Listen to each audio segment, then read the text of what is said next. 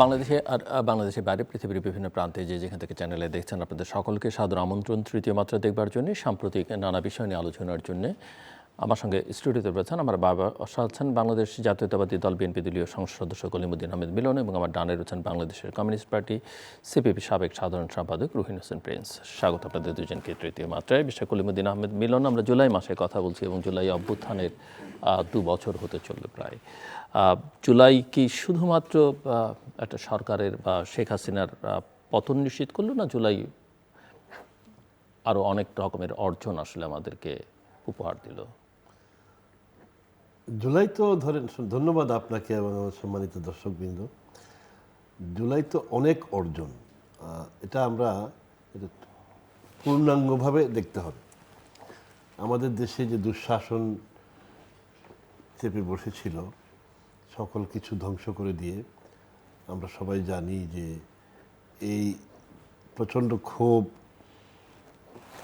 তৎকালীন আওয়ামী সরকারের প্রতি, ভোট ব্যবস্থাকে ধ্বংস করা এবং হাজার হাজার লাখ লাখ কোটি টাকা জনগণের টাকা আত্মসাৎ করা এবং গুম খুন সকল কিছু মিলে মানুষের মধ্যে একটি প্রবল ক্ষোভ বিরাজ করছিল তৎকালীন শাসকদের প্রতি। জুলাই সেই একটি ভয়ঙ্কর পরিস্থিতি থেকে বাংলাদেশের মানুষকে, দেশের জনগণকে মুক্তি দিয়েছে। এই জুলাই যারা সম্পৃক্ত ছিলেন, যারা জীবন দিয়েছেন, যারা বিভিন্নভাবে আহত হয়েছেন, চোখ হারিয়েছেন, তারা সবাই একটা নতুন দিগন্তের জন্য বাংলাদেশের এটিকে শুধুমাত্র জুলাই অভ্যুত্থান বা এটির বিজয় সম্পর্কে আমরা এককভাবে কথা বলার সুযোগ নাই, এটা সম্পূর্ণভাবেই দেখতে হবে। এবং আমরা আমাদের মাননীয় প্রধানমন্ত্রী জনাব তারেক রহমানের সরকার জুলাই যোদ্ধা যারা নিহত হয়েছেন তাদের মাসিক পরিবারের জন্য মাসিক ভাতার ব্যবস্থা করেছেন, যারা পঙ্গু হয়েছেন তাদের জন্য আরেক ধাপে ব্যবস্থা করেছেন। এইভাবে আমরা জুলাইকে সম্মান জানাই, শ্রদ্ধা জানাই। আজকের জুলাই মাসে আমরা আশা করব যে আমরা যা হারিয়েছিলাম স্বাধীনতার পরে, তা এই জুলাই যুদ্ধের মাধ্যমে আমরা আমাদের দেশের জনগণ, জুলাই যোদ্ধারা এবং যারা জীবন দিয়েছেন তারা অর্জন করতে পেরেছেন। ধন্যবাদ। মিস্টার রুহিন হোসেন প্রিন্স। জি, আপনাকে ধন্যবাদ। মিলন ভাইকে ধন্যবাদ। যারা শুনছেন শুভেচ্ছা জানাই। না, আমি খুব সহজ করে বললে, দেখেন জুলাইটা কিন্তু অল্প কয়দিনে হয়ে গেছে, বা জুলাইয়ের কালমিনেশান 36 দিনেই আগস্টে একটা সমাপ্তি ঘটলো, আমি এটা মনে করি না। জুলাইয়ের একটা দীর্ঘ পটভূমি হচ্ছে দীর্ঘদিন ধরে কর্তৃত্ববাদী স্বৈরাচারী শাসনের বিরুদ্ধে সংগ্রাম, এবং বিশেষ করে আমরা আমাদের দিক থেকে বলি 14 সালের নির্বাচনের আগে থেকে শুরু হয়েছিল। নির্বাচনের পরে যে লাগাতার যে সংগ্রাম ছিল তার কালমিনেট করেছে জুলাই এবং আগস্টে এসে। এটা ঠিক যে জুলাই আগস্টে যে ছাত্র সমাজ তাদের কোটা বিরোধীদের সংগ্রাম করলো, তারা প্রথমে যে দাবিগুলো দিল, তারপরে এসে সরকারের পতনের কথাটা বলল। এবং সাধারণ মানুষের চাওয়ার যদি কথা বলেন, যে ঠিকই এটা প্রথম ছিল যে চলে যাও, কর্তৃত্ববাদী স্বৈরাচারী সরকার চলে যাক। কিন্তু আমি সহজ করে বলি, আরেকটা শব্দ আসছিল, আমার ছোট্ট করে যদি বলি, সেটা হচ্ছে আর না। এই আর নাটা কি? যে এই ধরনের কর্তৃত্ববাদী স্বৈরাচারী শাসন আর না। এইটা যারা বলেছেন হয়তো তারা সুনির্দিষ্ট করে অনেক কিছু জানতেন না, কিন্তু মনের মধ্যে ছিল এই ধরনের কর্তৃত্ববাদী স্বৈরাচারী শাসক যাতে না হয়ে ওঠে, তার জন্য যা যা করার সেটা করা হোক। আমি সেইটাকেই একটা বড় আকাঙ্ক্ষা হিসাবে দেখি। এবং সেইটা যদি দেখতে হয় তাহলে দেখেন, আমরা যদি তরুণদের কথা বলি, তাহলে তাদের অনেকের বহিঃপ্রকাশিত কথাগুলো ছিল দেওয়াল লিখনের মধ্য দিয়ে, যেখানে বৈষম্য মুক্তির কথা, যেখানে এই দেশটা আমাদের সবার, যেখানে ওই যে পাতা ছিঁড়বেন না বলে এখানে যে বিভিন্ন ধর্মীয় জাতিগোষ্ঠী আছে, কাউকে নাকচ না করা, এই আকাঙ্ক্ষাগুলোই কিন্তু ছিল। আর আরও যদি হিসাব করে বলি, দুটি স্লোগান তো সামনে এসেছিল, গণতন্ত্র এবং বৈষম্য মুক্তির কথা। এইটাই হচ্ছে জেনারেলি আমার বিবেচনায় সামনে এসেছিল। কিন্তু অন্য দুইটা আলোচনা একটু তুলে রাখা উচিতই, নাহলে হিসাবটা ভুল হয়। একটা হচ্ছে বিভিন্ন রাজনৈতিক দল যারা আমরা কর্তৃত্ববাদী স্বৈরাচারী শাসকের বিরুদ্ধে দীর্ঘ লড়াই করেছিলাম, ধরুন আমাদের এক একটা লক্ষ্য ছিল বামপন্থীরা, তার এই সরকার অবসান চাই, নির্বাচনের মধ্যে একটা ভালো সরকার চাই, কিন্তু আমাদের লক্ষ্য যে টুয়ার্ডস সোশ্যালিজমের দিকে দেশটা নিতে পারি কিনা। বিএনপি তার একটা লক্ষ্য, অন্যদের একটা লক্ষ্য ছিল, সেটাও ছিল। সুতরাং এই জুলাইয়ে যখন আমরা অংশ নিলাম, আমাদেরও মনে, আমার বিবেচনায় এই দলগুলো ওই যে একটু আগে যে কথাগুলো বললাম তার মধ্যে যার যার ছিল। কিন্তু আরেকটা জিনিস, এইটাকে এখন একেবারে উপেক্ষা করার কোনো কারণ নাই, যেটা এখন আরও প্রকাশিত হচ্ছে। এই আন্দোলনের সময় নানা ধরনের দক্ষিণপন্থী প্রতিক্রিয়াশীল শক্তি তারাও সজাগ ছিল। যেমন আমরা বললাম আমাদের এক ধরনের পজিটিভ আকাঙ্ক্ষা ছিল, তাদের কিন্তু আমি বলি একটা আকাঙ্ক্ষাও ছিল। সুতরাং এই সামগ্রিকতা মিলেই জুলাই, এখন আমরা জুলাই পরবর্তী যখন পর্যালোচনা করব তখনই আলোচনা করতে পারি।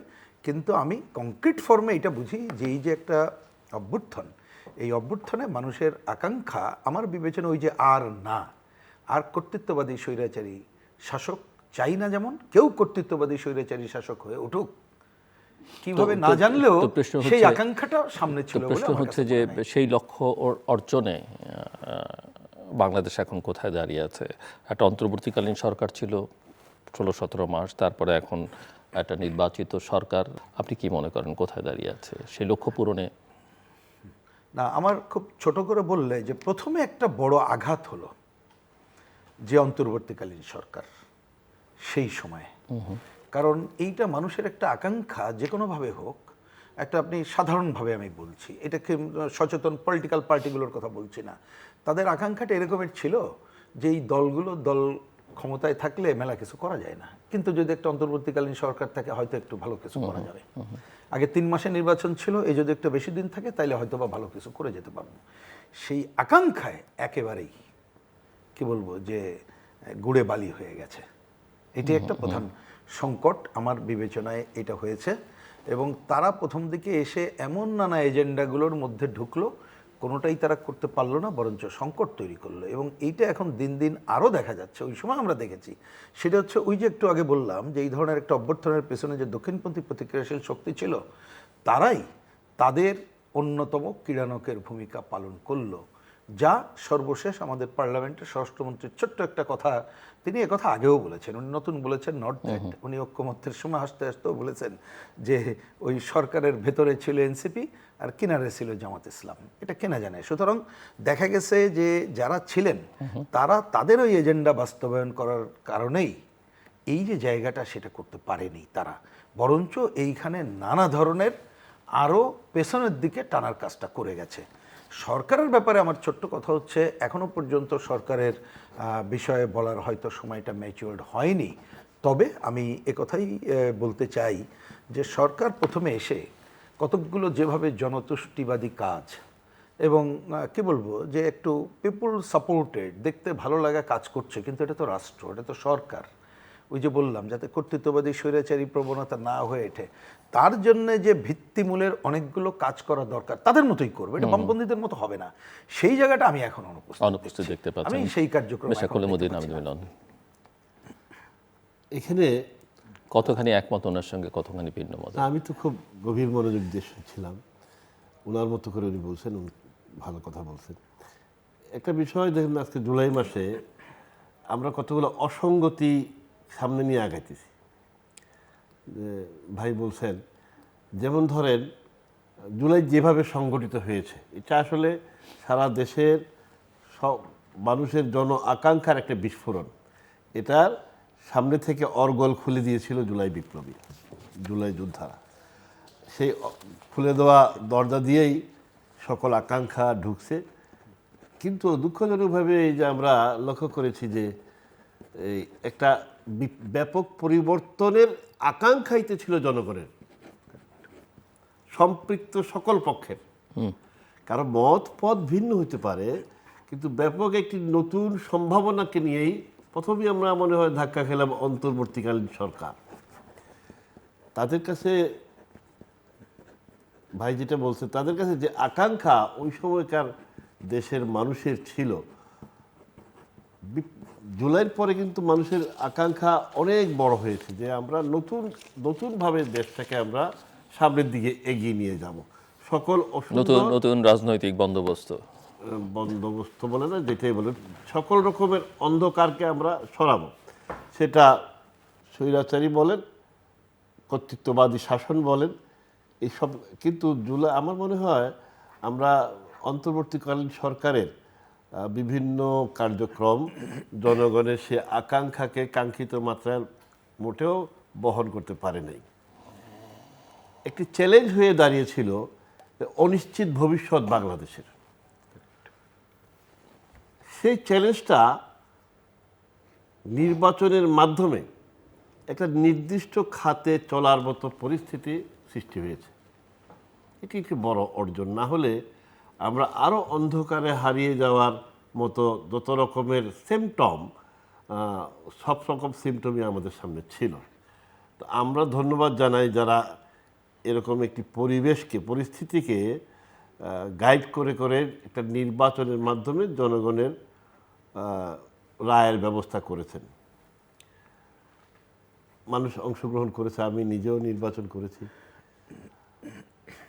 অংশগ্রহণের মধ্যে স্বতঃস্ফূর্ততা ছিল, মত প্রকাশের মধ্যে যথেষ্ট অবাধ পরিস্থিতি বিদ্যমান ছিল।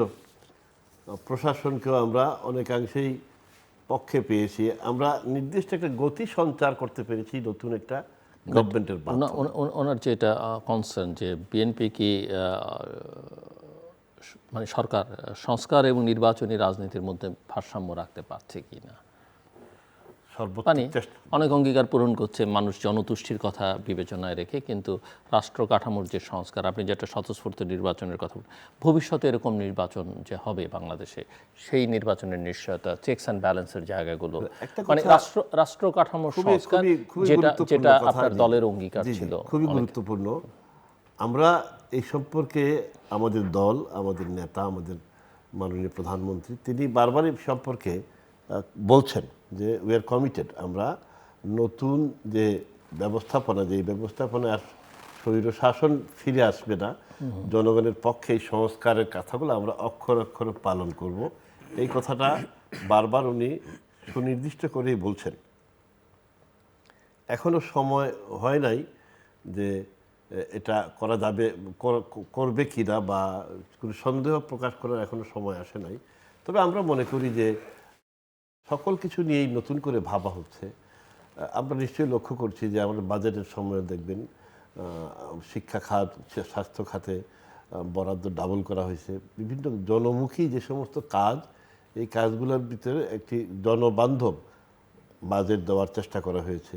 তা আমরা আশাবাদী যে আকাঙ্ক্ষা, সংস্কার সম্পর্কে যে আকাঙ্ক্ষা, এই আকাঙ্ক্ষা এখন কিছু বিষয় আছে, ধরেন আমাদের এই সংসদে আরও যারা আছেন, দেখেন বিষয়টি ভাইও করবেন যে ওনারা নতুন একটা শপথ করবেন, কিন্তু সংবিধানের মাধ্যমে তো দেশটাকে চালাতে হবে। সংবিধানের মাধ্যমে সংবিধান সংস্কার পরিষদ আমরা বলতেছি, আপনারা আমরা মিলে সংবিধান সংস্কার করার পরিষদ করেন। যেটাই করেন সংবিধানের মাধ্যমে তো সংশোধন আনতে হবে। এছাড়া তো অন্য কোনো পথের সরকার তো এটা না, এবং অন্য কোনো পথের সরকার হওয়ার কোনো ব্যবস্থাপনাও ছিল না। জুলাই এবং ৩৬ দিন এই ব্যবস্থাপনা এখানে ছিল না। কিভাবে কি হয়েছে সবই আমরা জানি, বাট আমরা স্যালিউট জানাই, জুলাই যোদ্ধাদের স্যালিউট জানাই। আমরা মনে করি যে ওনাদের এই পদক্ষেপের কারণে বাংলাদেশ নতুনভাবে ভাবতে শিখছে।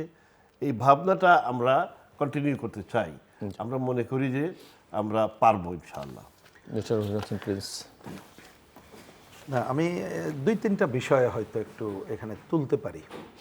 যেমন প্রথমত, এটা আমিও বলেছি, ওনার সাথে এটা একমত যে হয়তো এখনও পুরোটা বলার সময় আসেনি, কিন্তু যে আলোচনা আপনিও তুললেন, আমরাও বলছি, আমরা তো কতগুলো সিমটম দেখতে চাই, যেটা অন্তর্বর্তীকালীন সরকারের সময় আমরা শুরুতে তো ভেবেছিলাম, কিন্তু সিমটমগুলো খারাপ দেখছিলাম বলে বলছিলাম যে আর না, আপনারা তাড়াতাড়ি নির্বাচন দেন। এবং আমি প্রসঙ্গক্রমে দেখেন আমাদের পার্টির পক্ষ থেকে ২৪ আগস্টের ঘটনার পর আমরা ৩রা জানুয়ারি শরৎ উদ্যানে সমাবেশ করে কিন্তু বলেছিলাম ১৫ই জানুয়ারির মধ্যে, ৩রা জানুয়ারি সমাবেশ থেকে নির্বাচনের সুনির্দিষ্ট তারিখ ঘোষণা করেন।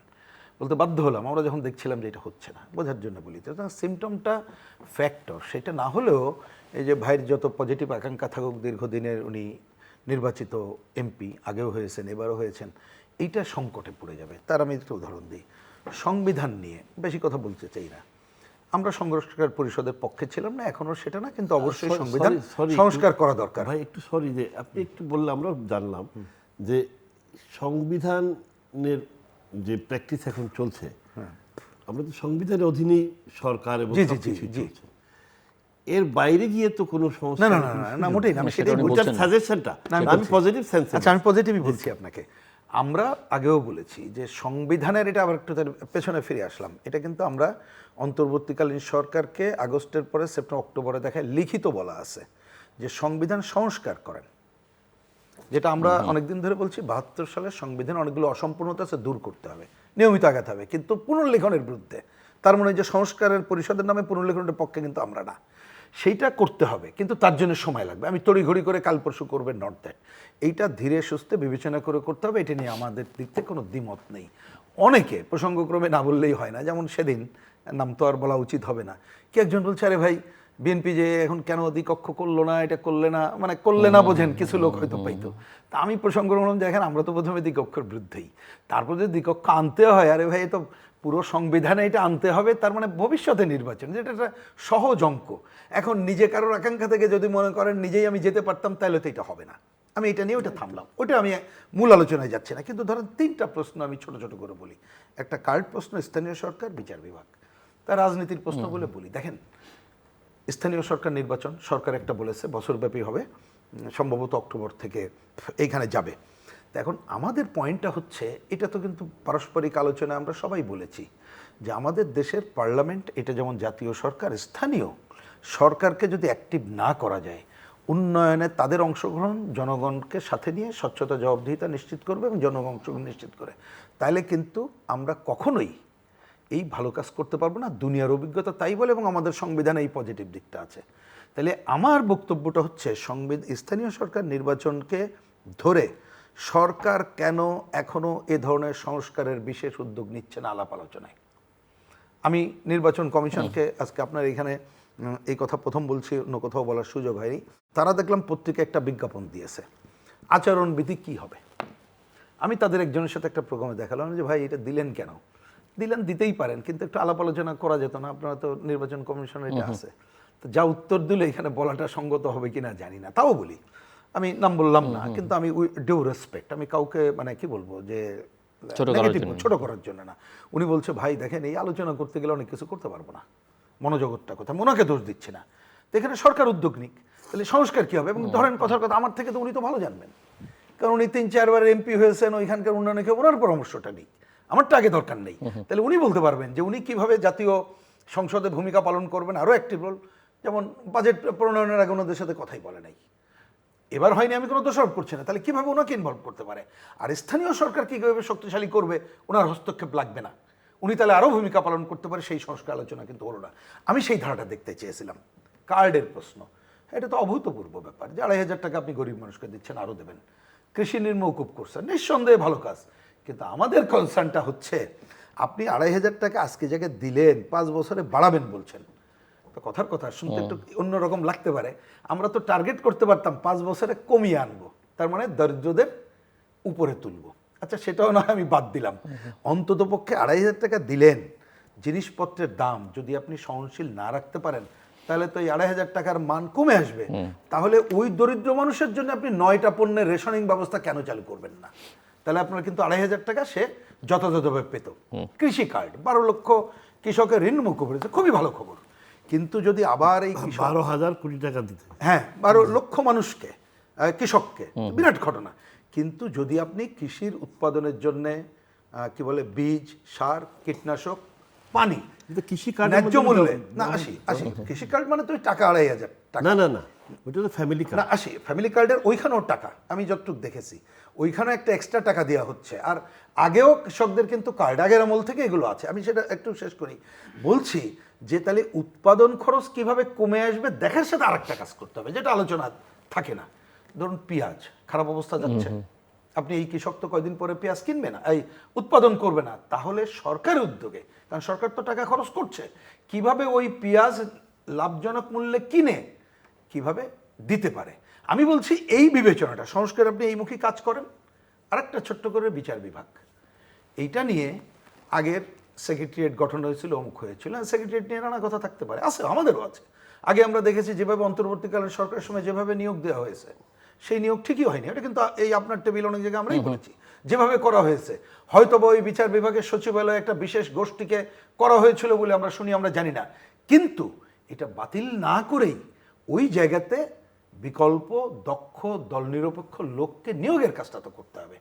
সেই ধরনের কাজ না করলে এইটা হবে না। তা আমি বলছি এটা মূল্যায়নের সময় এসে আমি একমত, 6 মাসে তো এখনো হয় নাই, কিন্তু এই কাজগুলো যে যথাযথভাবে কাজটা শুরু হয়েছে, এবং এইখানেও কোনো আবার সব জায়গায় বিএনপি, আগে ছিল লীগ, এখন দল, এইটা হবে না, এইরকম জায়গা কিন্তু এখনো জনগণের সামনে দৃশ্যমান হচ্ছে না। সেটা না হলে যেটা হবে, আমি পরিষ্কার করে বলি, এই জনদুষ্টিবাদী কাজ শেষ বেলায় কিন্তু আপনি ওই যে বললাম যে ছাত্র সমাজসহ অন্যরা মনে করেছিল আর না হয়তো যার যার মতো করে, আপনি আর না আপনার মতো ভেবেছেন, আমি আমার মতো ভেবেছি, একজন তরুণ ছাত্র তার মতো ভেবেছে, তার কাছে কিন্তু আমরা এত বড় একটা রক্তদানের মধ্য দিয়ে যে অভ্যুত্থান সংগঠিত করার পরে যে পজিটিভ পথে হাঁটছি, আরেকটা উনি কারেক্টলি বলেছেন, এই শব্দটাকে রিপিট করে আমি বলি, উনি বলছেন যে অন্তর্বর্তীকালীন সরকার যদি নির্বাচন দিয়ে আরও দেরি করতে আরও ভয়াবহ খারাপ অবস্থায় যেত, তো খুব কারেক্ট, কিন্তু মনে রাখেন এই খারাপ অবস্থায় যারা নিত তারা কিন্তু এখনো বসে নাই, তারা যখন এই ধরনের ঘটনাগুলো দেখতে থাকবে, তারা তাদের এই অপকর্ম করে বাংলাদেশকে আরেকটা খারাপ দিকে নিয়ে যাওয়ার জন্য করবে। তা সুতরাং সেই সব মিলিয়েই আমরা একটা যাতে বাংলাদেশের রাজনীতিতে তো আমরা সরকারের সেই ভূমিকাই প্রত্যাশা করি। জি, আপনার পালা। এখন ভাই যেগুলো বলছেন খুবই সুন্দর কথা। প্রথম কথা হচ্ছে 6 মাসেই সব কিছু বলে দেওয়ার সুযোগ নেই, আবার 6 মাসে বলে দেওয়ার সুযোগ নেই, এই সুযোগ নিয়ে বসে থাকাও যাবে না। 5 বছরের মধ্যে 6 মাস কম সময় নয়, এটাই 1/10। বলতেছি, এক হচ্ছে এখনই কিছু বলা যাবে না, আবার 6 মাসটা একটা বড় সময়, সূচনা, গৃহীত পদক্ষেপ, মানে আপনি এত আর 15 দিন পর আর সূচনা পর্ব বলতে পারবেন না না। না আর তো বলা যাবে না। আমি সেটা বলতেছি, যেটা এখন সেই সময় আসে নাই সেটা না, সেটা এর চেয়ে বড় গুরুত্বপূর্ণ হচ্ছে স্টার্টিং তো আপনাকে করতে হবে, ফিনিশিংয়ের জন্য সূচনা তো আপনাকে করতে হবে। এখন কতগুলা ভাই যেটা বলছে জনতুষ্টিমূলক কাজ, এগুলো আমার মনে হয় যে ভালো কাজ, যে ফ্যামিলি কার্ড আপনি দেখেন 25টা আমার এলাকায় উদ্বোধন করে আসছি আমরা, যেটা এই বছর 40 লক্ষ মহিলারা পাবেন 2,500 টাকা নগদ। এটা একটা গ্রামাঞ্চলে একটা মানি সার্কুলেশনটাও বাড়ে, আর মহিলারা কত অসহায় হন এটা আমরা সবাই জানি, খুব পপুলার হয়ে গেছে এখন ফ্যামিলি কার্ড। তখন উনি যেটা বলছেন আরেক কথা, যে তারা যাতে ফ্যামিলি কার্ড নেওয়ার মতো অর্থনৈতিক পরিস্থিতি থেকে বের হয়ে আসে, সেটা তো আরেক প্রশ্ন, অনেক বড় প্রশ্ন, এবং সেই প্রশ্নের পথ ভিন্নতা আছে, অনেক বড় প্রশ্ন। আসলে আমরা অনেক পিছনে চলে গিয়েছিলাম। ওই যে আর না শব্দটা যে ভাই বলছেন, এটা অত্যন্ত গুরুত্বপূর্ণ একটি শব্দ। অনেক পিছনে চলে গেছিলাম, এমনও অবস্থা হয়েছিল যে বাংলাদেশের পরিস্থিতি যেখানে দেখা যাচ্ছে যে লক্ষ লক্ষ কোটি টাকা পাচার হচ্ছে, জনগণের টাকা। এই কানাডাতে এটা হচ্ছে, ওইখানে হচ্ছে, যেখানে দেখা যাচ্ছে যে বিরুদ্ধবাদীদেরকে গুম খুন থেকে শুরু করে সকল রকমের নির্যাতন নিবর্তনমূলক কাজ হচ্ছে, যেটাকে মানে সবাই অতিষ্ঠ হয়ে বলতেছিল যে আর না। এখন আর না, এই পরিস্থিতিতে যাতে আর না আসে, এই জন্য প্রয়োজনীয় পদক্ষেপের প্রয়োজন। আমরা যে কথাগুলো ভাই বলতে জনতুষ্টিমূলক কাজ আমরা মনে করি হতে পারে, কিন্তু এটা অত্যন্ত গুরুত্বপূর্ণ কাজ। 10,000 টাকা সুদ সমেত কৃষকরা ঋণ মুক্ত, সেটা তো ওনারা প্রশংসা করছেনই, আমি বরাবরই করছেন। বলতেছি এর জন্য 12,000 কোটি টাকা দিতে হয়েছে না। এটা দ্রুত চিন্তা করে আমি এই যে বললাম শুরুর বেশ কিছু শুরু ভালো আছে। এমনি সামগ্রিকভাবে সরকারকে আপনি কিভাবে মূল্যায়ন করবেন? যদিও সরকারে আপনারা আছেন, বাট আরো কেয়ারফুল হওয়া উচিত, আত্মসমালোচনার আরো কেয়ারফুল হওয়া উচিত। গন্তব্য সুনির্দিষ্ট করতে হবে, আরো কেয়ারফুল হওয়া উচিত। আর আমি তো মনে করি যে হানিমুন পিরিয়ড শেষ হয়ে গেছে। কারণ এমন একটা অবস্থায় সেখানে তো হানিমুনের সুযোগই ছিল বলে অনেকে মনে করেন না। হানিমুন পিরিয়ড বলতে আমি বলছি প্রাথমিক যে সেটা সময়টা, বুঝেছি, সেটা, সেটাকে হানিমুন বলতে অস্বস্তি হইলেও নাও বলা যেতে পারে। তবে অনেক অর্জন আছে, অনেক সূচনাতে অনেক সদিচ্ছার প্রকাশও আছে, বাস্তবায়নও আছে। ইনশাআল্লাহ আমরা সেটা করতে পারবো। তবে কথা হচ্ছে এই যে সংস্কার এবং এগুলো করার জন্য আমি রিপিট হয়ে যায় কথাটা, এই সংবিধানের মধ্যেই তো আসতে হবে। আর একটা জিনিস তো ঠেকানো গেছে যে একটা উদ্ভট শাসন ব্যবস্থার যারা আনতে চেষ্টা করেছেন সেটা ঠেকানো গেছে। এটা কিন্তু একটা বিরাট প্রাপ্তি। আপনি তো যারা এই ধরনের চিন্তা করতেছে তাদেরকে তো আপনি গলা কেটে ফেলে দিতে পারবেন না। পজিটিভ পলিটিক্স দিয়ে, পজিটিভ পদক্ষেপ দিয়েই এটাকে কভার করতে হবে। তো মিস্টার ভিন হোসেন প্রিন্স, আপনিও সামগ্রিকভাবে যদিও এর মধ্যেই অনেকটা মূল্যায়ন করেছেন, কিন্তু আরেকটা প্রশ্ন আমি করতে চাই যে এই কি মনে হয় বাংলাদেশ কি এখন পলিসি ডেফিসিটে ভুগছে নাকি ডেলিভারি ডেফিসিটে ভুগছে? জি, সংকটটা কোথায়, পলিসি না ডেলিভারি? দুইটাই। না, ওই ভাই যেটা বলছেন আসলে দুইটাই, কিন্তু দুইটা কাজই করতে হবে আমাদের। দুইটা কাজই করতে হবে। দুইটা কাজই করতে দুইটার হবে। মধ্যেই এইটা ঠিক ঘাটতি আছে, হ্যাঁ, ঘাটতি আছে। এইখানে আমি দেখুন ছোট ছোট করে, আগে তো একটু উপরে থেকে বলেছি, ছোট ছোট করে বলি। দেখেন, মানুষ তো প্রথমে একটু স্বস্তি চায়, এবং ঠিকই অন্তর্বর্তীকালীন সরকারের সময় প্রথমে ভাবছিল স্বস্তি আসবে, আসে নাই বলে এ বিদায় হোক, একটা ইলেকশন করলে স্বস্তি হবে। কিন্তু এখনো দেখেন চাঁদাবাজি, সন্ত্রাস, মব, কিছু বিচার বহিত হত্যাকাণ্ডের ঘটনা, এগুলো কিন্তু আমরা শেষ করতে পারিনি। নারী বিদ্বেষী কর্মকাণ্ড আপনি খেয়াল করেন, অন্তর্বর্তীকালীন সরকারের সময় তারাই নারী বিষয়ক সংস্কার কমিটি করলো, ওই সব নেত্রীদের ছবিটা নিয়ে জুতো মারা হইল সরোবর্তী উদ্যানে। এখনো পর্যন্ত সেই ধরনের ধারা কিন্তু অব্যাহত রাখার অন্যরা অপচেষ্টা নিচ্ছে। আমি বলছি যে এই সব জায়গা, এই যে ছোট ছোট দেখলেও, আমি আগেরটা একটু বড় দাগে বললাম, এই জায়গাগুলো কিন্তু সরকারকে আরও ক্ষিপ্রতার সাথে, দ্রুততার সাথে, এবং যেহেতু এখন দূরদর্শিতার সাথে, হ্যাঁ, দূরদর্শিতার সাথে সাথে আরেকটা যুক্ত করছি, যেহেতু নির্বাচিত প্রতিনিধিরা আছে এবং বিএনপির বিরাট অংশ আছে, তাদের দল আছে, স্থানীয় দলকে তাদেরকে সম্পৃক্ত করেই এই জায়গাগুলো একটা পজিটিভ জায়গায় যাইতে হবে। না হলে দেখবেন যে অনেক বড় অর্জন সেইটা কিন্তু এই ছোটোখাটোতেই আপনার ধূলিসাৎ হয়ে যাবে। এইটা কারণ ওই যে আমাদের আমরা তো কিন্তু আমাদের মোটেই তো দ্বিমত আবার করছি না। আর না বলার সুযোগ নাই। না, কারেক্ট, সেই সুযোগ তো আর আসছে এই না। জায়গাগুলো আরেকটা আমাদেরকে পয়েন্ট বুঝতে আমি হবে অত্যন্ত অত্যন্ত যেটা আমার গুরুত্বপূর্ণ বিবেচনায়, সময়টি। জি, আমি জানি না এই সরকার, এবং আমি উনি যেহেতু পার্লামেন্ট সদস্য, আমি ওনাকেও বিশেষভাবে একটা অনুরোধই করছি, কথাটা আর কি বলবো এবং ভাবার জন্য বলবো, গুরুত্বপূর্ণ আরেকটা জায়গা, আমি আপনার কথাকেই ধার করে বলি, কারণ কারেক্টলি বলেছেন যে আমাদের একটা আরও খারাপ জায়গায় যেতে পারতাম। এখন এই খারাপ জায়গায় যাওয়া মানে বিষয়ে ভূ রাজনীতিকে কিন্তু আমরা উপেক্ষা করতে পারবো না। তাহলে ভূ রাজনীতিতে, হ্যাঁ নিঃসন্দেহে, ধরেন আমরা যেভাবে চাই, কথা বলছি, ধরেন বামপন্থীদের মতো আপনারা করবেন আমি তো আশা করছি না, ব্যালেন্স করে করতে হবে, সেটা করেন। কিন্তু ভূ রাজনীতিতে অনেক কিছু করতে গেলে যদি পার্লামেন্ট তার আলোচনা করে, ধরুন দৃশ্যত দেখা গেল যে এখন এটা আমি চোখের সামনে পাচ্ছি না, কিন্তু আমি যদি দেখি যে না পার্লামেন্ট এই বিষয়ে একমত হয়েছে, জনগণ এটা চায় না, তখন কিন্তু আমার আলোচনার জন্য সুবিধা হয়।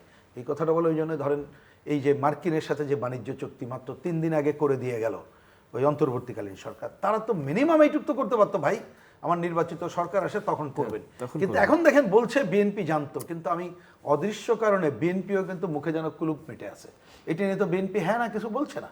প্রথম দিকে সে বলছে জামাত ইসলাম, এনসিপি, তাদের সাথেও কথা বলেছে, তারা কিন্তু একটু আস্তে আস্তে বলছে আমরা জানতাম না, বিএনপির সাথেই কথা বলেছে। তো বিএনপি বলবে না কেন? আমার কথা হচ্ছে এইটা না বলাটা, হয়তো বলবে তারা, আমি প্রত্যাশা করি হবে কি ওরা কিন্তু আরও বেশি আমাদের উপরে গেড়ে বসবে, এটা খেয়াল রাখেন। সুতরাং এই ধরনের ঘটনাবলী আমি মনে করি যে পার্লামেন্টকে আস্থায় যেমন নিতে হবে, বাইরের আন্দোলন সংগ্রামকে আস্থায় নিতে হবে, এবং একটা দল তাদের যে বক্তব্য, আমরা এই যে দীর্ঘ আন্দোলনের সময় বিএনপির সাথে আমরা জোটে ছিলাম না, কিন্তু অনেক কথাবার্তায় তো আমরা একসাথে ছিলাম। তারপর অন্তর্বর্তীকালীন সরকারের সময় অনেক বিষয়ে আমরা অনেক পয়েন্টে আমরা একমত হয়েছি, সুতরাং অনেক পয়েন্টে দ্বিমতও ছিল। আমরা বলেছি একমতগুলো করেন, দ্বিমতগুলো জনগণের কাছে ছেড়ে দেন।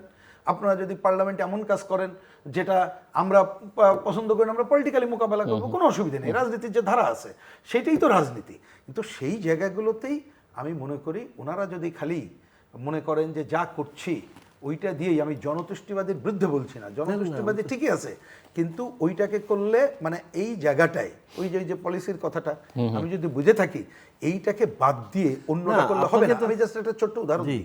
পত্রিকায় দেখলাম তো আমাদের প্রধানমন্ত্রী তিনি একটা ঘোষণা দিয়েছেন যে সরকারি এবং কোনো জায়গায় তার ছবি টানানো যাবে না। ব্যানারে আপনি বলেন এখন এইটাকে বুঝতে হবে কিভাবে? আমি যদি বুঝে থাকি, প্রথমে আর একটা বিরাট ভালো কাজ করছে, অফকোর্স ভালো কাজ করছে, ভালো কাজ না এটা নিয়ে তো কথা নাই, কিন্তু যদি আমি ভিত্তিটা বুঝে থাকি, যদি এইটা যদি বুঝি যে আসলে এইটার মধ্য দিয়ে অনেক দালাল অন্য তৈরি হয়, তারা এই ধরনের করে, তারা এটা নিয়ে তাদেরকে ব্যবসা মেসেজ করে। দেওয়া। হ্যাঁ কারেক্ট। তাহলে এই মেসেজ উনি যেটা দিচ্ছে একেবারেই ট্রান্সলেটেড হচ্ছে কিনা একেবারে ওই দলের একেবারে নিচের পর্যায়ে Grassroots level। এইটাকে আপনার শব্দটা যে মানে যে তারাও এই জায়গাটাই করছে কিনা, উনি এমপি, উনি সহ দিতে পারছেন কিনা, তাহলে এটা কাজে আপাতত মনে হয় গ্রাসরুট লেভেল না পর্যন্ত চিন্তা করতে পারি আমরা, মন্ত্রিসভা এবং সংসদ সদস্যদের মধ্যে আমরা চিন্তা আমরা- লাগবে। Correct?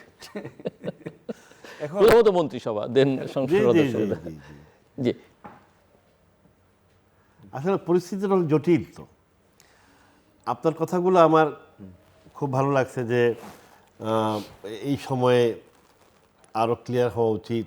শুধু জনতুষ্টি এটা তো আমি নিজেও মনে করি, এবং আমি মনে করি যে এই জনতুষ্টিমূলক যে কোনো বিষয় থেকে সরে আসতে হবে। কিন্তু এই যে ধরেন আপনি ছবির কথা বললেন, এইগুলো কোন পর্যায়ে চলে গিয়েছিল না, সেইখান থেকে এটাকে আমরাও গ্রামের মধ্যে হাঁটতেছি দেখি শেখ হাসিনা উদ্বোধন করেছেন না, তো এই জায়গা আমাদের তো ভয়ঙ্কর খারাপ অবস্থায় পড়ে গেছিলাম আমরা। সুতরাং এই জায়গা থেকে আমরা বেরিয়ে হবে। এটা সঠিক যে সংস্কার এবং সকল কিছু সুনির্দিষ্ট একটি ধারণার ভিত্তিতে আগাইতে হবে, এবং এই আগানো গেলে কেবলমাত্র আমরা সূচনা করতে পারবো। আমরা সব কিছু করে ফেলতে পারছি তা তো না। আপনি যে জিওপলিটিক্যাল বিষয়টা কথা বলছেন, এটা বাস্তবতা। এই সমস্ত ক্ষেত্রে আমাদেরকে আরও কেয়ারফুল থাকতে হবে, কেয়ারফুল থাকতে। এবং আমরা তো লক্ষ্য করতেছি যে সরকার এই বিষয়গুলোতে অত্যন্ত সুনির্দিষ্ট পদক্ষেপ নিচ্ছেন, এবং এই সমস্ত পদক্ষেপ নেওয়ার ক্ষেত্রে সবার আগে বাংলাদেশ এই বিষয়টাকে আমরা প্রাধান্য দিতে চাই অ্যাট এনি কস্ট। সেই জন্য তো আমাদের দেশের মধ্যে একটি ঐক্য থাকতে হবে এই বিষয়ে। সবার আগে বাংলাদেশ, এখানে তো দুটো ইস্যু, মানে সবার আগে বাংলাদেশ, অফকোর্স সবার আগে বাংলাদেশ এবং সবার জন্য বাংলাদেশ। সবার না, আমরা তো এটাও ডিক্লেয়ার করছি। আপনি নিশ্চয়ই বাজেট বক্তৃতায় মাননীয় প্রধানমন্ত্রী জনাব তারেক রহমান সাহেব সেটা বলছেন সবার আগে বাংলাদেশ, সবার জন্য বাংলাদেশ। উনি আপনার এই কথাটা উনি তো ডিক্লেয়ার করছেন। সবার আগে বাংলাদেশ, বাংলাদেশের মতো ভূ রাজনৈতিক অবস্থানে থেকে বলা তো এক কথা, এবং এটা অনুযায়ী চলা এবং বাস্তবায়ন করা কিন্তু অত্যন্ত কঠিন এবং জটিল, যার জন্য আভ্যন্তরীণ পজিটিভ পলিটিক্যাল ফোর্সেস অবশ্যই ঐক্যবদ্ধ থাকতে হবে, একেবারে ইস্পাত কঠিন ঐক্যবদ্ধ। এতে এতে আমার মনে হয় যে বিষয়টা খুবই স্পর্শকাতর, বাট এই স্পর্শকাতর বিষয়টাতে দেশের স্বার্থকে প্রাধান্য দিয়ে অবশ্যই আমাদের পদক্ষেপগুলো সঠিকভাবে করতে হবে। একটা একটা যে ভূ রাজনীতির প্রসঙ্গে আপনারা বলছেন, কিন্তু সেই জায়গায় ভারসাম্যটা রক্ষা করার কি করতে পারছে বলে মনে হচ্ছে সরকার? বিশেষ করে সাম্প্রতিককালে প্রধানমন্ত্রীর চীন সফর এবং তারপরে উনি এআরটির কথা উল্লেখ করলেন, সব মিলিয়ে যদি আমরা বুঝতে চাই। প্রধানমন্ত্রীর চীন সফর, মালয়েশিয়া সফর, আমরা অনেক বক্তৃতা শুনতে পারি। মালয়েশিয়া সফর আমাদের এখান থেকে, আমাদের এখানে এই যে শ্রমিকদের এখানে ভালো কাজ করব, আরও বেশি শ্রমিক যাতে নেয়, সকল আলোচনার প্রেক্ষিতে আপনি এটাই দেখেন। এটাই ছিল মূল নির্যাস, যাতে মালয়েশিয়াতে প্রবাসী বিদেশি শ্রমিক নেওয়ার ক্ষেত্রে বাংলাদেশকে প্রাধান্য দেওয়া হয়, এবং ওইখানে আমাদের শ্রমিকরা যে সমস্ত সমস্যার সম্মুখীন হচ্ছেন আইনগত বিভিন্নভাবে, এখান থেকে যাতে তাদেরকে রিলিফ দেওয়া যায়। যতই আপনি বলেন না কেন, আর এই যে কি গান শুনেন না কেন মালয়েশিয়ার প্রধানমন্ত্রীর, আমাদের মূল উদ্দেশ্য ছিল তো ওইটা। আর আমার এখন যে এই যে 9,38,000 কোটি টাকার বাজেট এবং বিশাল একটি ধাক্কা মধ্যে আমাদের ব্যাপক পরিমাণ পুঁজি বিনিয়োগ দরকার, এবং বিভিন্ন প্রকল্প সাহায্য দরকার। এটা আমাকে কে দিবে? এই সাবকন্টিনেন্টে তো চায়না দিবে, সে বসে আছে। সুতরাং নিতে হবে প্রজেক্ট মূল্যায়ন ভিত্তিক, যাতে ওই চিটাগাংয়ের সুড়ঙ্গ পথের মতো না হয়। কর্ণফুলী টানেল, হ্যাঁ, টাকা তো তাকে দিতে হবে। চায়নাকে বুঝতে হবে। চায়নাকে বুঝতে হবে আমি এই পর্যন্তই থাকলাম। আমাদের প্রবাসী শ্রমিক নেওয়া প্রয়োজন। আমাদের তো একটা বড় ফ্যাক্টর হচ্ছে আমাদের দেশের শ্রমিকরা যাতে প্রবাসে গিয়ে কাজ করতে পারে, ওয়েজ আর্নিং করতে পারে এবং দক্ষ শ্রমিক যাতে যায়। এটার একটা কাছাকাছি দেশ মালয়েশিয়া, আর কিছু কালচারাল বিষয় আছে। আর আমার তো এত বড় প্রকল্প সাহায্য, বিভিন্ন ধরনের সাহায্যের জন্য চায়না দিতে হবে আমরা কেন নয় যে ভারত যাব?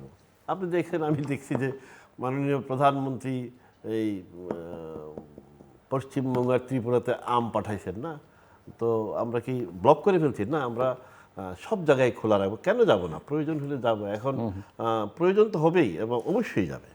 মিস্টার প্রিন্স, আমরা কি কোথাও যুদ্ধ ঘোষণা করতেছি নাকি? না, একটা তো আমি ভূ রাজনীতির কথাটা বলেছি, আমি এই সফর নিয়ে বেশি আলোচনা করব। অন্য আরেকটা এমনি আরেকটা হচ্ছে যে আমার একটা অর্থনীতি নিয়ে মানুষের যে প্রত্যাশা, সেটা সরকার কতখানি, বাজেট এবং বাজেট উত্তর পরিস্থিতি, আরেকটা হচ্ছে যে পলিটিক্যাল স্ট্যাবিলিটি যেটা দেখা যাচ্ছে সেটা কি আসলে সাস্টেইনেবল কিনা, যে কারণে আমি যে প্রশ্ন করলাম যে সবার আগে বাংলাদেশ, তার সঙ্গে সবার জন্য বাংলাদেশ ঠিক নেই। আচ্ছা, ওই ক্ষেত্রে বলি, আমাকে ব্যক্তিগতভাবে যদি বলেন, আমি দীর্ঘ আলোচনা এখন নাই বা যাই। অর্থনীতি হ্যাঁ, সেটা হচ্ছে যে এই নতুন সরকার আসার পরে তাকে তো আসলে ব্যালেন্স এই বিদেশের সাথে এগুলো করতে হবে।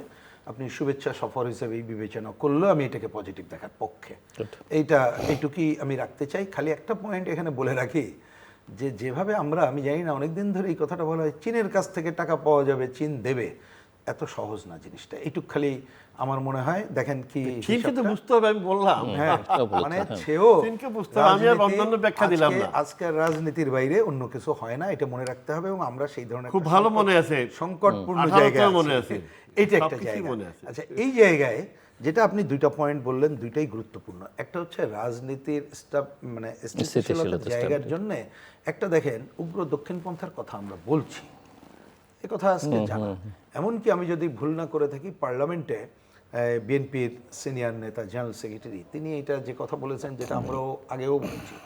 এর আগে যখন ওই যে আওয়ামী লীগের আমলে খালি আইনের মধ্যে ঢুকতো, আমরা বলতাম যে আইন দিয়ে এটা শুধু করা যাবে না, বিকল্প রাজনীতিতে মোকাবেলা করতে হবে, যেটা বিএনপির সেক্রেটারি কিন্তু বলেছেন। তাইলে এই জায়গাটা আমরা আমাদের মতো করি, তারা কি কাজ করছে সেটা একটা দেখার ব্যাপার। আর একটা হচ্ছে রাজনীতিতে যাতে সবারই অংশগ্রহণ নিশ্চিত করা যায়। এখন সবার অংশগ্রহণ মনে করলেই আগে পতিতর কথা মনে হয়। ওয়াই? আমি তো সেটা বলতে চাই না। এইখানে আপনি ধরেন আমাদের কি বলে সুপ্রিম কোর্টের নির্বাচন থেকে শুরু করে এইসব জায়গায় যে জায়গাগুলো হয়, তার মানে আপনি একটা গণতান্ত্রিক আবহাওয়ার জায়গাটা, এই জায়গাটা যদি না আনতে পারি আমরা সর্বত্র, তাহলে কিন্তু আপনি কোনো স্থিতিশীলতার জায়গায় যেতে পারবেন না। সেই জায়গাগুলো এখনও অনেক ধরনের সংকটের মধ্যে আছে বলে আমি দেখতে পাচ্ছি। এই একটা কিন্তু গুরুত্বপূর্ণ যেটা আপনি শব্দটা নিয়ে আসছেন, যে সবার আগে বাংলাদেশ, সাথে হচ্ছে সবার জন্য বাংলাদেশ, সেই জায়গাটাও আমার কাছে মনে হয় ইকোনমির যেহেতু একটা বড় সংকট, এটা তো সবাই অস্বীকার কেউ করছে না। এমনকি আমাদের অর্থমন্ত্রী তিনি একবার পার্লামেন্টে নাকি যেন বাইরের বক্তৃতা করতে যেয়ে বললেন, যদি আমরা আইএমএফের কাছ থেকে বেরিয়ে না আসতে পারি তাহলে কিন্তু আমাদের দেশের সমৃদ্ধি যেতে পারবো না। কথাটা কারেক্ট। তার মানে কেউ এটা অপব্যাখ্যার কারণ নাই যে কালকে উনি বেরিয়ে আসতে চান না। শেষ করি, মানে আমি যদি সেটা ঠিকই আছে, এখন যা লাগবে সেটা আনতে হবে। এবং এই জায়গায় তার মানে আমি বলছি এই ধরনের একটা স্বনির্ভরতার জায়গায় যেতে হবে। এবং এখন যে সংকটগুলো আছে সেইটাকে মোচন করে আমাদের বিদেশে যে টাকা পয়সাগুলো গেছে আনার প্রচেষ্টা সহ, এবং আর যাতে ওই যে পাতিলের তলায় যে ফুটোগুলো আর যাতে না হয় এটা বন্ধ করার, সেইটা কিন্তু সব এখনো পর্যন্ত দেখতে পাচ্ছি না। আমি খালি ছোট্ট একটা উদাহরণ দিই, এবং আমি জানি না পার্লামেন্টে এটা নিয়ে আমি আলোচনার জন্য দাবিও করি। দেখেন, আমাদের যে খেলাফিরি, আমরা একসময় বলতাম ব্যাংক ডাকাত, এটা কিন্তু এস্টাবলিশড কথা, সবাই এটা বলেছি। কিন্তু এখন যেভাবে দেখলাম ব্যাংক একটা সার্কুলার জারি করেছে বলে সামনে আসলো, তাতে তথ্য বলছে যদি সবাই এই সুযোগ নেয় তাহলে 1 লক্ষ কোটি টাকার মতো সুদ মওকুফ করতে হবে। তাহলে এখানে যাচাই বাছাইয়ের সুযোগ কি করছে না করছে। আমি মনে করি যে এই ধরনের ব্যাংকের সার্কুলারের আগে তো এটা তো পলিটিক্যাল ডিসিশন নিতে হবে আপনাকে, আপনি এটাকে সুযোগ দেবেন কিনা। হ্যাঁ, যদি প্রকৃতপক্ষে কেউ সিক হয়ে থাকে তার জন্য ডিফারেন্ট জিনিস। আমার ধারণা সে ধরনের আইনের জায়গা আছে, কিন্তু একটা ইকোনমি যখন একটা জটিল পরিস্থিতি, লুটপাট, দুর্নীতি এরকম একটা জায়গায় আছে, অতীত দিন থেকে শুরু করে অন্তর্বর্তীকালীন সময়ও এই ধরনের নানা ধরনের ঘটনা ঘটছে, তখন এই ধরনের সিগন্যাল আমার ব্যক্তিগত বিবেচনা, আমি ইকোনমিস্ট না, তারপর আমি মনে করি যে এটা ইকোনমির জন্য খুব ভালো খবর। আশা করলে এটা ভুল জায়গায় যাওয়া হবে, অর্থাৎ এইটা দেওয়া দরকার। আর আমি ওই জায়গাটা আবার জোর দিচ্ছি, এই যে কার্ড বিভিন্ন জায়গায় দেওয়া হচ্ছে খুব ভালো খবর, এটা নিয়ে কোনো দ্বিমত নেই, কিন্তু আমার কৃষি উৎপাদন তার ন্যায্য মূল্য পাওয়া বিক্রির ক্ষেত্রে, আর যদি রেশনিংয়ের জায়গা ন্যূনতম দরিদ্র মানুষের জন্য সুনিশ্চিত না করতে পারি, আমাদের কলকারখানা বন্ধ হয়ে গেছে অন্তর্বর্তীকালীন সরকারের সময়, কি পরিমাণ আমরা জানি, দারিদ্র্য কি পরিমাণ হয়েছে, ওই বন্ধ কলকারখানা তুলে এনে আর যাতে দরিদ্র না হয়, কর্মসংস্থানের সুনির্দিষ্ট জায়গাটা কিন্তু এখনো চোখে দেখা যাচ্ছে না।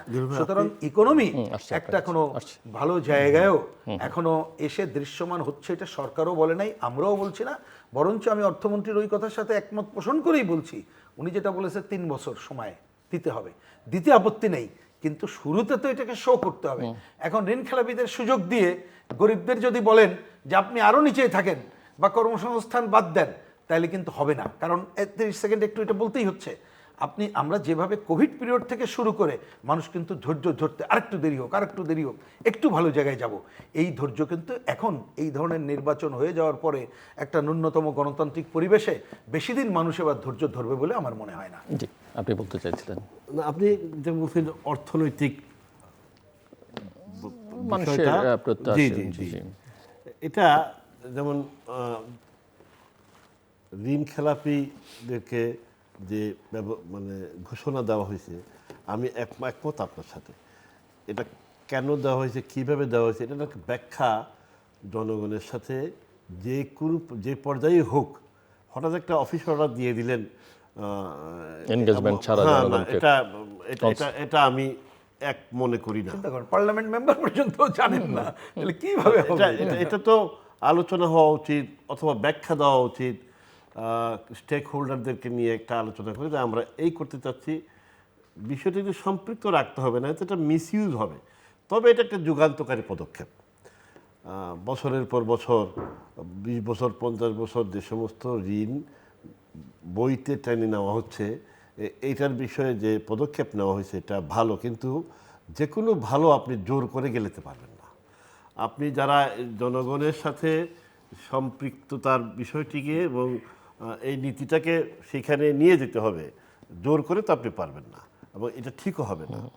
আর আমরা যেটা বলছি যে কম সময়ে সব কিছু আবছা মনে হচ্ছে, সুনির্দিষ্ট গোছানো কর্মসূচি প্রয়োজন। সেই কর্মসূচি বাস্তবায়ন এবং প্রণয়ন প্রকল্প গ্রহণ করার সময় সবাইকে সম্পৃক্ত করতে হবে। কোনো ধরনের বাচালতা বা খিল্লতা এখানে গ্রহণযোগ্য নয়। আর প্রোডাকশন, কৃষিক্ষেত্রে থেকে আরম্ভ করে সকল ক্ষেত্রে যে সমস্ত আমাদের অনেক মিল কলকারখানা বন্ধ হয়ে আছে না, যেটার ব্যাপারে মাননীয় প্রধানমন্ত্রী টিম করে দিয়েছেন, যাতে বন্ধ কলকারখানাগুলো কীভাবে খোলা যায়। আর প্রোডাকশনকে আমাদেরকে বাড়াইতে হবে, এছাড়া তো কোনো উপায় নাই। বিশেষ করে আমরা এই জন্য খাল খনন করা হচ্ছে, যাতে এটা একটা অত্যন্ত ভালো কাজ, যে খাল খনন করা হলে সেখানে পানি থাকে, সেই পানি দিয়ে শুষ্ক মৌসুমে ফসল করা যায়, এবং বর্ষা মৌসুমে পানি ধারণ করার ফলে অতিরিক্ত বন্যার হাত থেকেও মানুষ বাঁচতে পারে।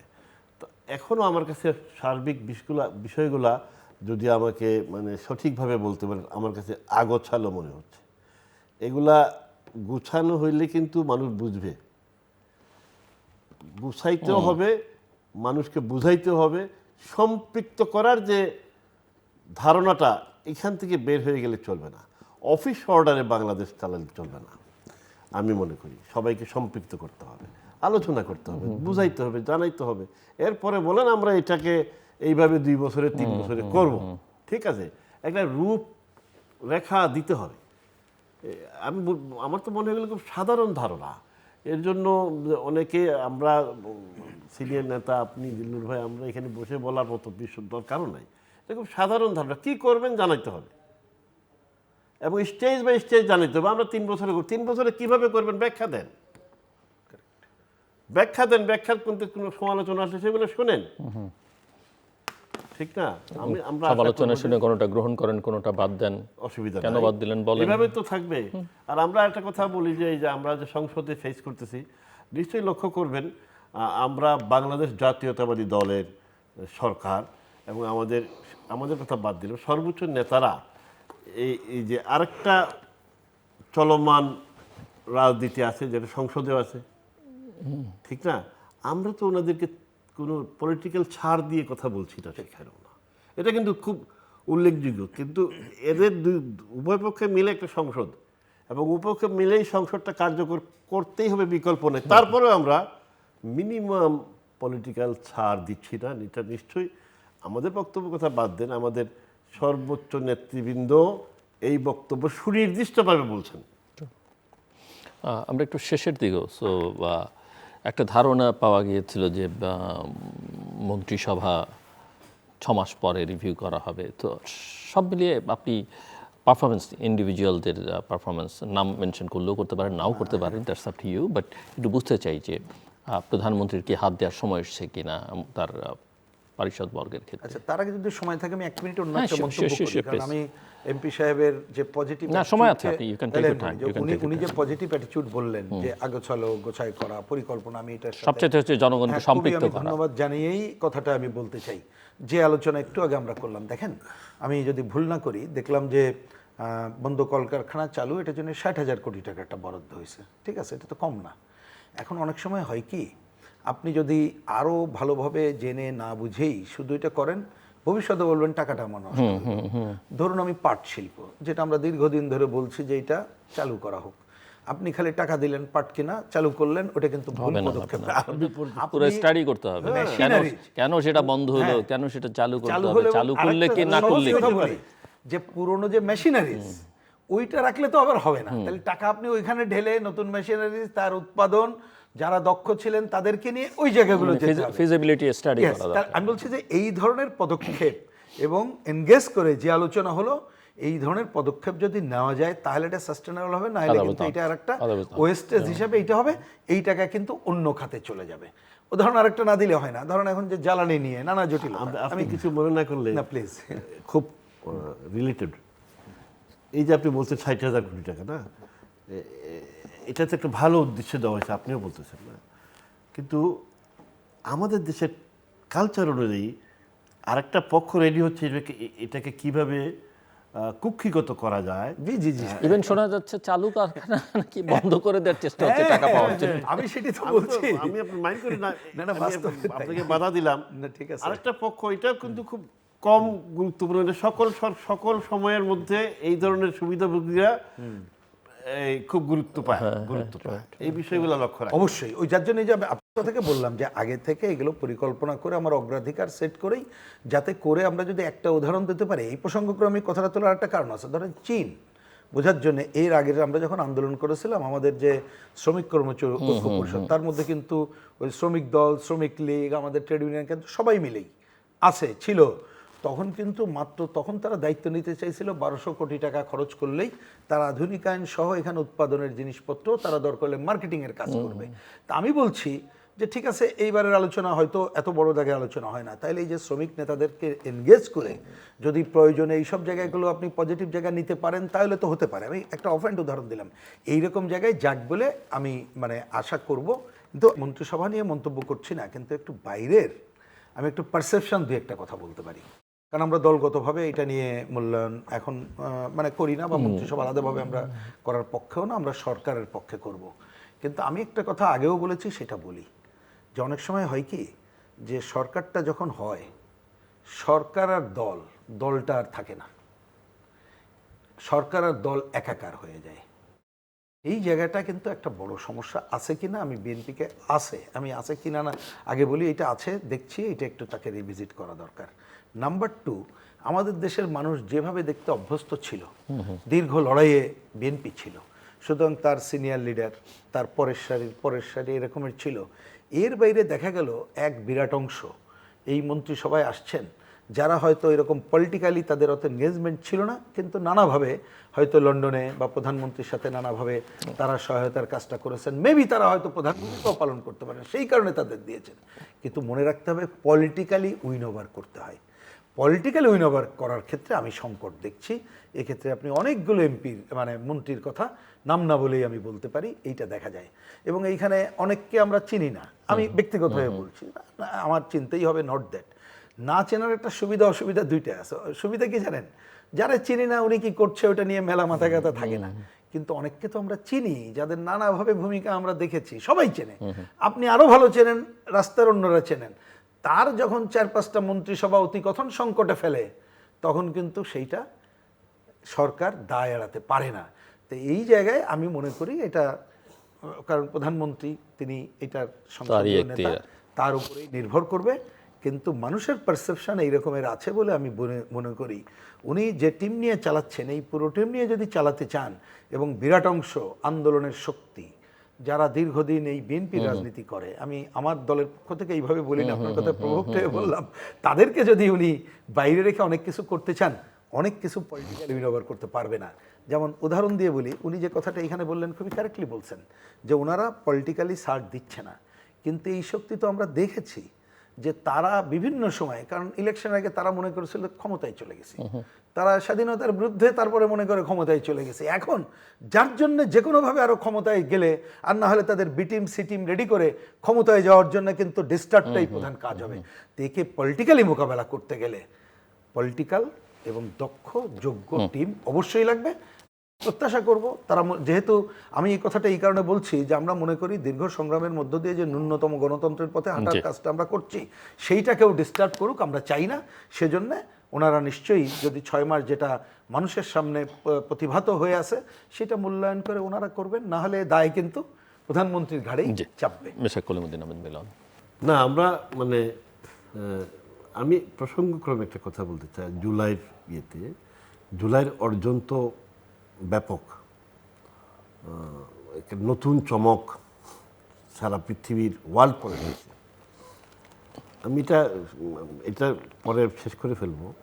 আমরা লক্ষ্য করেছি যে এই জুলাইয়ের আন্দোলনের সাথে বিভিন্ন বিষয়ে অনেক অপসংস্কৃতি প্রবেশ করেছে। আমি ওই দিন আমাদের ত্রাণমন্ত্রী দুলু সাহেব বলছিলেন যে আমরা 52-র স্লোগান মনে আছে, 71-এর স্লোগান মনে আছে, 90-এর স্লোগান মনে আছে, কিন্তু এখনকার স্লোগান আমরা মনে রাখতে পারতেছি না। এই বিষয়টা সংশ্লিষ্টদেরকে ভেবে দেখতে হবে। আবার অভ্যুত্থানোত্তর অনেক স্লোগান উচ্চারণযোগ্যও নয়, এটাই তো বলতেছি। উনি বক্তৃতায় বলছেন দুলু ভাই যে 71-এর 52 স্লোগান স্বর্ণাক্ষরে লেখা আছে, 71-এর স্লোগান স্বর্ণাক্ষরে লেখা আছে, 90-এর স্লোগান স্বর্ণাক্ষরে লেখা আছে। এত কিছুর পরেও এই 24-এর স্লোগান যারা সৃষ্টি করেছেন মোটেও গ্রহণযোগ্য নয়। এই বিষয় থেকে সরে আসলে শহীদদের শান্তি পাবে।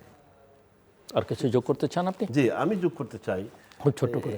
এই যে শব্দ ভাই ব্যবহার করছে আর না, আমরা কিন্তু আর না আবার সৃষ্টি করতে পারবো না।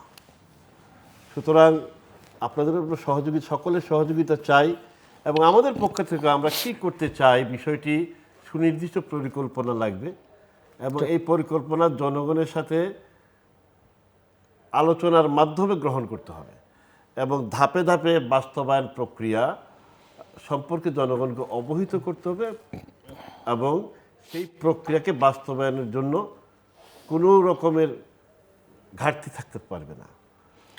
দর্শক, অনুষ্ঠানের শেষ প্রান্তে আমরা সামাজিক যোগাযোগ মাধ্যম ফেসবুক, এক্স এবং ইউটিউবে তৃতীয় মাত্রা লাইভ স্ট্রিম হচ্ছে আপনি দেখতে পারেন। টেলিভিশনের পর্দায় দেখতে না পারলে যে কোনো সময় যে কোনো স্থান থেকে ইউটিউবে তৃতীয় মাত্রা চ্যানেলটি সাবস্ক্রাইব করে পুরোনো পর্বগুলো আপনি দেখতে পারেন। মিস্টার রুহিন হোসেন প্রিন্স এবং মিস্টার কলিমুদ্দিন আহমেদ মিলন, অসংখ্য ধন্যবাদ এই আলোচনা নেবার জন্য। দর্শক, আমরা জুলাই নিয়ে কথা বলছিলাম, এবং জুলাই অভ্যুত্থানের 2024 যে অভ্যুত্থান, মানুষের প্রধান চাওয়াটা পূরণ হয়েছে। অনেক আকাঙ্ক্ষা, স্বপ্ন, সেগুলো কতটা পূরিত হচ্ছে সেগুলো নিয়ে আলোচনার দাবি রাখে। আশা করা যায় কিছু হবে, হয়তো কিছু হবে না। কিন্তু অর্জনের সঙ্গে কিছু বিসর্জনের জায়গাও তৈরি হয়েছে, যেমন এখানে একটা প্রতিক্রিয়াশীল শক্তির উত্থান ঘটেছে এবং বাংলাদেশকে পেছনের দিকে টেনে নিয়ে যাবার চেষ্টাটা চলেছে। আমরা আশা করছি যে একটা নির্বাচিত গণতান্ত্রিক সরকার এই সরকারের আমলে সেই প্রবণতা থেকে আবার ঘুরে দাঁড়াবার চেষ্টা করবে এবং সরকার সেই চেষ্টা করছে এখন পর্যন্ত, যেটা মনে হয়, এবং এই বিষয় নিয়ে কোনো বিতর্ক নেই। তবে অতিথিরা বলছেন যে তার গন্তব্যটা, সরকারের গন্তব্যটা সুনির্দিষ্ট হতে হবে এবং আরও সতর্ক থাকতে হবে, সততা থাকতে হবে, ক্ষিপ্রতা থাকতে হবে, দূরদর্শিতা থাকতে হবে এবং দেশে একটা গণতান্ত্রিক আবহ তৈরি করতে হবে এবং সেই আবহটা শুধুমাত্র পার্লামেন্টের ভেতরে থাকলে হবে না বা একটা জাতীয় নির্বাচনে থাকলে হবে না, এটা সর্বত্র থাকতে হবে। বেশ কিছু প্রশ্ন উত্থাপিত হয়েছে বিভিন্ন জায়গায়, যেমন সুপ্রিম কোর্ট বারের ইলেকশনে একটা প্রশ্ন উঠেছে, বড় রকমের প্রশ্ন উঠেছে, এইরকম নানা জায়গায় স্থানীয় সরকার নিয়ে কথা হচ্ছে, সেগুলো অ্যাভয়েড করতে পারতে হবে। পলিটিক্যাল স্ট্যাবিলিটিটা অত্যন্ত জরুরি এবং এই স্ট্যাবিলিটির জন্য সবার আগে বাংলাদেশের সঙ্গে সবার জন্য বাংলাদেশটাও নিশ্চিত করতে হবে। ভূ রাজনীতির প্রশ্নটা কোনোভাবেই উপেক্ষা করবার কোনো সুযোগ নেই এবং ওনারা বলছেন যে অনেক সময় সরকার অনেক ভালো কাজ করে কিন্তু জনগণকে বিবেচনায় না নিয়ে, যে কোনো ভালো কাজ করবার চেষ্টা করলে সেটা যেন জনগণের অংশগ্রহণ নিশ্চিত করা হয় এবং দেশের রাজনৈতিক অর্থনৈতিক উন্নয়ন প্রক্রিয়ায় জনগণের অংশগ্রহণ নিশ্চিত করতে হবে। কোনো ভালো কাজই আসলে গণতান্ত্রিক রাজনীতিতে, সংস্কৃতিতে জোর করে গেলাবার কোনো সুযোগ নেই এবং দরকার হলে মানুষকে সেটা বোঝাতে হবে, সেটা ওনারা বলছেন। এবং মূল কথা, সব কথার যেটা, যে পলিটিক্যাল উইনোভারের জায়গাটা নিশ্চিত করতে হবে, সেখানে একটা বড় ঘাটতি দেখতে পেয়েছেন আমার এক অতিথি। আরনা শব্দটা ওনারা বারবার উচ্চারণ করেছেন, একথা ঠিক যে আর না, আমরা আর চাই না যেগুলো আমরা অতীতে দেখেছি, কিন্তু যে অভ্যুত্থান আমরা দেখেছি সেটা যে আর হবে না ভবিষ্যতে, সেটাও কিন্তু নিশ্চিত করে বলা যায় না। যারা ক্ষমতায় আছেন এবং রাজনৈতিক শক্তি, তারা যদি প্রপারলি বিহেভ না করেন তাহলে এরকম পরিস্থিতি কিন্তু আবার হতে পারে। কেননা মানুষের চোখ কান খুলে গেছে এবং বিশেষ করে যে তরুণরা 24-এর আন্দোলনের সম্মুখ সারিতে ছিল, সেই তরুণদের বয়স কিন্তু খুব কম এবং এই স্মৃতি দগদগে ঘা তাদের স্মৃতি থেকে মুছতে অনেক সময় লাগবে, কেননা আগামী কয়েক বছর আসলে তারা বড় হবে, নেতৃত্বে থাকবে নানা জায়গায়, কাজেই তাদের স্মৃতি থেকে এগুলো মুছে ফেলা খুব সহজ কাজ হবে না। আমাদের সঙ্গে থাকবার জন্য অসংখ্য ধন্যবাদ, আপনাদের সবার জন্য শুভকামনা।